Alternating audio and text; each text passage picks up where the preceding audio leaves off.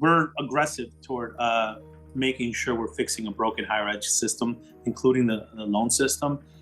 Today, we've provided over $132 billion in debt relief, more than 3.6 million Americans, and we're going to make that number grow. That's the bottom line.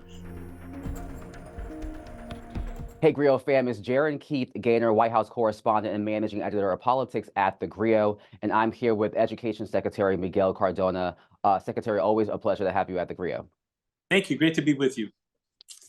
Today, the White House announced that borrowers under the administration's new SAVE program, some of them have had their student loans canceled. First, tell us how many qualified for the student debt cancellation and what contributed to this early announcement, because I understand this is about almost 6 months earlier.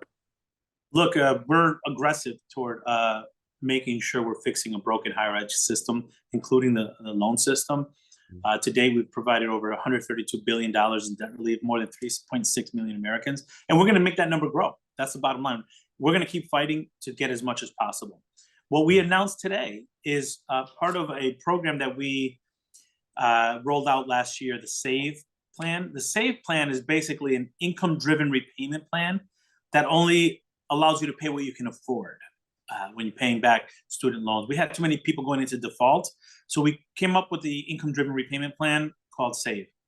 Part of SAVE is what we're announcing today is if you took out a loan for $12,000 or less and you've paid for 10 years, your loan will be forgiven. So the threshold used to be 20 years for a loan of $12,000 or less. We dropped it to 10 years of loan repayment. The purpose here is to reduce the number of people that go into default. We saw that there were too many people that had debt under $12,000 or took out loans for under $12,000 that were not able to make ends meet, whether life happened and they had to leave school and they didn't finish their degree, or but they still had debt. We recognize that that's a high number of folks who are going into default, and we felt that if they're paying their loans for 10 years, and their loans were less than $12,000, we're going to provide debt relief. We were going to roll that out in July. We rolled it out earlier. There are other benefits that are coming in July for those who apply for SAVE. So the goal is to get folks to line up for SAVE so they could get those emails if they took out those loans that they're debt-free. And while we're on the topic of cancellation, I would be remiss if I didn't bring up what every Black borrower says to theGrio and to me. They want to know when broad-based student debt cancellation under this potential new program under the Higher Education Act, which is currently still in the public rulemaking process, can we expect to get an announcement about this calendar year?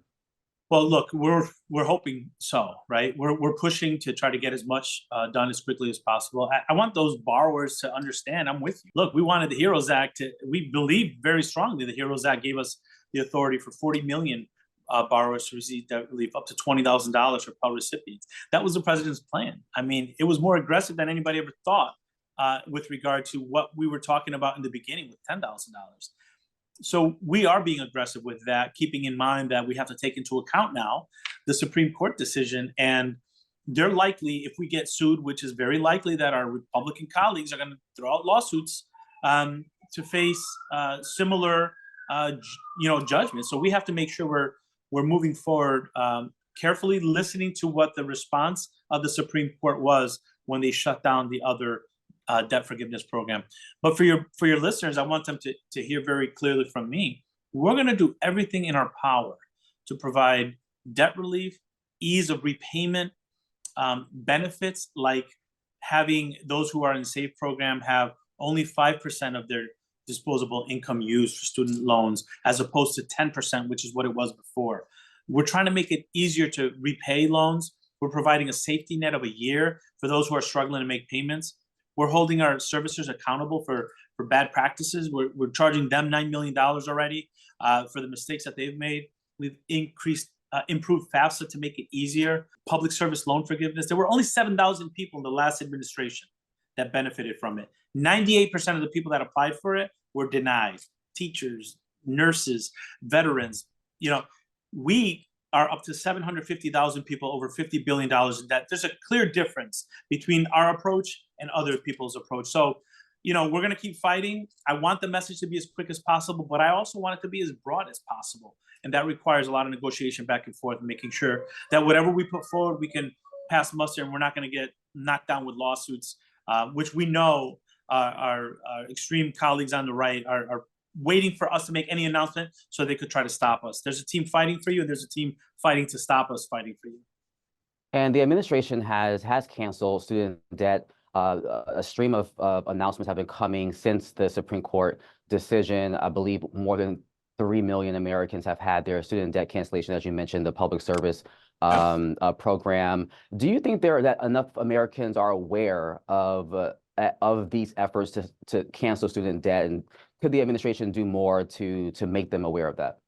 I mean, we could always do more, right? I mean, we're working really hard with our colleagues. We have, you know, even the SAFE plan, right? The SAFE plan is an amazing benefit. We're working with Young Invincibles and many others to try to get the message out. We're working with our educator groups to get the message out into their network. You know, we're doing Spanish media, English media. We're trying to get the word out. We're making the process simpler. We're reaching out to borrowers directly. We're emailing them with information. So we're working on making sure the message gets out.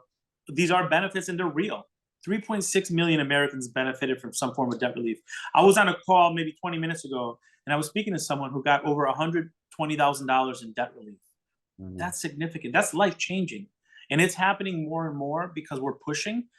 We're getting, you know, people are fighting us every step of the way, but we know we're doing the right thing when we hear from folks like educators, who I heard from in New Hampshire earlier this week, who said the $20,000 in debt relief she got, she's able to help her husband have access to a bathtub because he's handicapped, and they could do that with dignity. You know, these are the type of things that we're hearing across the country. So we got to elevate that message, and we're not going to stop fighting. More has been done in 2.5 years than any other administration combined. Any other administration, we've done more in 2.5 years, and we're not going to stop. And to your point, I mean, the administration has been very diligent in trying to lower costs for borrowers, to cancel student debt. And we are in an election year where this administration wants to make the case that it wants to be reelected. I know you're covered under the Hatch Act, but more broadly, what is at stake if the Biden-Harris administration does not get another 4 years, as it relates to student loans and the affordability of education? I mean, look, I think it's really important that folks pay attention to what people are saying, not only in the administration, but in Congress. You know, I had folks trying to block the debt forgiveness plan after having received over $1 million in debt relief themselves. That's the hypocrisy that we're seeing here.